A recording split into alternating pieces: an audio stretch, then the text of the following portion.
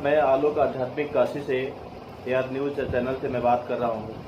आज हम काशी में एक हिंदी के मूर्धन्य विद्वान, हिंदी और अंग्रेजी दोनों के मूर्धन्य विद्वान सत्यम मिश्र जी मेरे साथ हैं और मैं जानना चाहूँगा सत्यम मिश्र जी, आप अपना परिचय आप खुद से दें तो बेहतर है।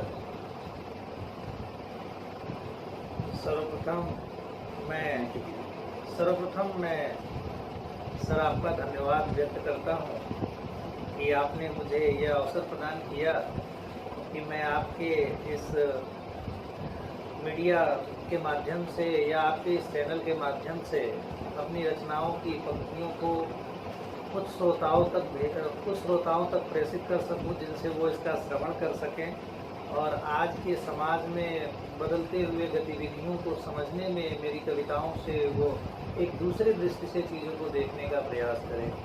उससे पहले मैं अपने परिचय में कुछ चीज़ें बता दूं आपके इस चैनल पर कि मेरा नाम सत्यम मिश्र है। मैं पूर्व में हरिश्चंद्र महाविद्यालय वाराणसी में अंग्रेजी विषय में प्राध्यापक रह चुका हूँ। अंग्रेजी विषय में मैं वहाँ कार्यरत रहा। अभी मैं वर्तमान में एक निजी महाविद्यालय में अंग्रेजी विषय के प्राध्यापक के रूप में कार्यरत हूँ। मैं अंग्रेजी विषय का अध्यापक होने के साथ साथ हिंदी विषय में भी बहुत रुचि रखता हूँ। इस वजह से पिछले कई वर्षों से हिंदी विषय में मैं रचनाएं लिखने का भी प्रयास करता रहता हूँ और कई सारी मेरी रचनाएं जो हैं वो प्रतिष्ठित पत्रिकाओं में प्रकाशित होती रही हैं। कुछ ऐसी रचनाएं जिसको मैंने समाज के बदलते हुए परिवेश पर, व्यक्तियों के निजी व्यक्ति के जीवन पर और अपने व्यक्तिगत जीवन के अनुभवों के आधार पर लिखा है, रचा है, जिसमें कुछ मेरी कविताएं, कुछ मेरे शेर जो हैं वो तरन्नुम में भी हैं और कुछ रचनाएं जो कि एक शेर के रूप में हैं। तो आपके इस चैनल के माध्यम से मैं अपनी कुछ पंक्तियां अपने श्रोताओं के लिए रखूँगा। अभी आप अपने बातों को और अपने साक्षात्कार में जो और अन्य चीज़ें मुझसे जानना चाहते हो उसके लिए आपको। जी हाँ सत्यम जी, मैं आपके जीवन के बारे में और आपके अनुभवों के बारे में ज़रूर जानूंगा, क्योंकि कोई भी साहित्यकार ऐसे ही अचानक साहित्यकार नहीं हो जाता है। वह साहित्य को जीता है, उसके बाद वह कविताओं को जीना शुरू करता है। तो हर साहित्यकार के अंदर एक कविता छुपी होती है और मैं जानना चाहता हूँ वो कविता है। हाँ, तो हम नेक्स्ट स्टेप पे जानना चाहेंगे कि सत्यम जी, आपकी कविता बाहर कैसे आई, शब्दों के रूप में बाहर कैसे आई? सर, मैं ये बताना चाहता हूँ कि चाहे कवि हो, साहित्यकार हो या किसी भी विधा में कार्य करने वाला कोई भी व्यक्ति जो अपनी भावनाओं को व्यक्त करने का या समाज की समस्याओं को व्यक्त करने का कार्य करता है, मूल रूप से वह एक सामाजिक प्राणी है और समाज में रहने के कारण समाज में होने वाली जो घटनाएं हैं, जो लोगों के बीच का अंतर्द्वंद है, उन अंतर्द्वंद से प्रभावित होकर मेरे हृदय में जो छिपी हुई भावनाएं थी वो कविताबद्ध होकर शब्द के रूप में बाहर आ गई, जिसे मैंने रचना के माध्यम से या अलग अलग शीर्षकों के माध्यम से समाज के अंतर्द्वंद को प्रस्तुत करने का कार्य किया है। जी हाँ, बहुत अच्छा। आपने अपनी कविता को अप्रत्यक्ष तरीके से सबके सामने बताने का प्रयास किया कि कैसे मेरी कविता बाहर आ गई। उसमें बताना बहुत मुश्किल होता है कवि के लिए।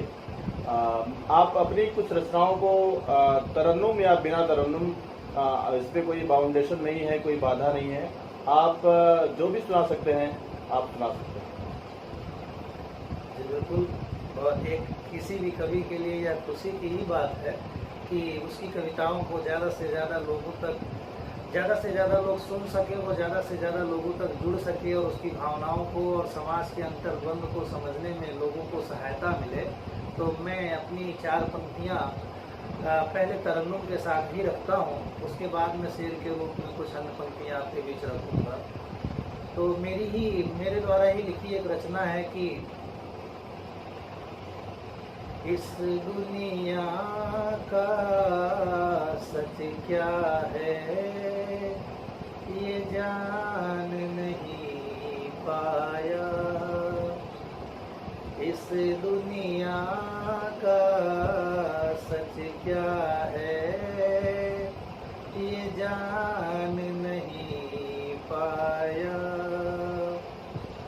जिसको मन से अपना माना उसने ही ठुकराया।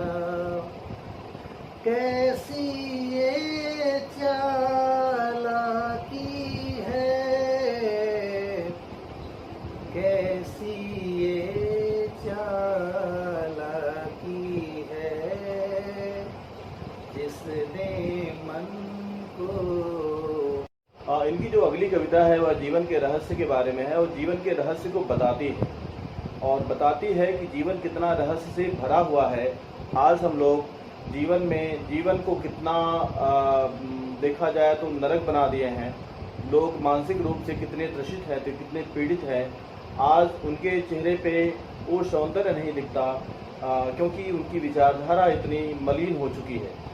लेकिन इनके कविताओं के माध्यम से हम इनके जीवन को देखना चाहते हैं। जी, मैं ये कहना चाहता हूँ कि आज के समाज में व्यक्ति का हर तरह का जो उपाय है, व्यक्ति का जो सोच है, वो केवल और केवल धनार्जन में लगा हुआ है। धन ही धर्म हो गया है हर व्यक्ति का। तो मुझे लगता है कि हमारे जीवन में आने का या व्यक्ति का इस दुनिया में जन्म लेने का उद्देश्य केवल धन अर्जन करना नहीं है। मानवता को मानना, मानवीय व्यवहार के साथ जीवन जीना जीवन का सच है। कभी कभी इसी भ्रम में मैं खुद को भी पाता हूँ कि आखिर जीवन मिला क्यों है। तो मैंने तरन्नुम में ये गीत लिखा जिसका शीर्षक है जीवन का रहस्य। इसकी शुरुआती पंक्तियाँ हैं कि इस भागम भाग जीवन में, इस भागम भाग जीवन में क्यों बेचैनी सी छाई। क्या है जीवन का मकसद, क्यों देता नहीं दिखाई। किस को ठग लूं अब मैं, कैसे मैं भरूं तिजोरी। क्या यही सत्य जीवन का, या भ्रमित हुई मति मोरी। वाह, क्या बात। किस को ठग लूं अब मैं, कैसे मैं भरूं तिजोरी। क्या यही सत्य जीवन का, या हुई भ्रमित मति मोरी। अब कैसे करें निवारण, अद्भुत यह चिंतन मेरा। हर ओर पड़े हैं लोभी, अद्भुत यह चिंतन मेरा। हर ओर पड़े हैं लोभी, छाया है घना अंधेरा। मुश्किल है तय कर पाना जीवन का स्वप्न सुनहरा। आना जाना ही बस है, या कुछ कर्तव्य भी मेरा। अब कैसे करे निवारण, अद्भुत यह चिंतन मेरा। इस भागम भाग जीवन में क्यों बेचैनी सी छाई। क्या है जीवन का मकसद, क्यों देता नहीं दिखाई। बहुत अच्छी कविता आपकी है। सच में आपने बताया है कि जीवन का मकसद सिर्फ खाना और पीना नहीं है, क्योंकि पशु भी भोजन कर लेते हैं। उनको भोजन के अलावा वही मनुष्य है कि जो मनुष्य के लिए मरे। मनुष्य वही है जो दूसरे मनुष्य के लिए मरता है। लेकिन आज का मनुष्य इतना लोभी और लोलुप हो चुका है कि उसको अपने स्वार्थ के समक्ष सब कुछ छोटा दिखाई पड़ता है। तो ऐसे लोग समाज में पथ प्रदर्शक नहीं हो सकते। हमारे ख्याल से साहित्यकार ऐसे ही श्रेष्ठ नहीं कहा गया है।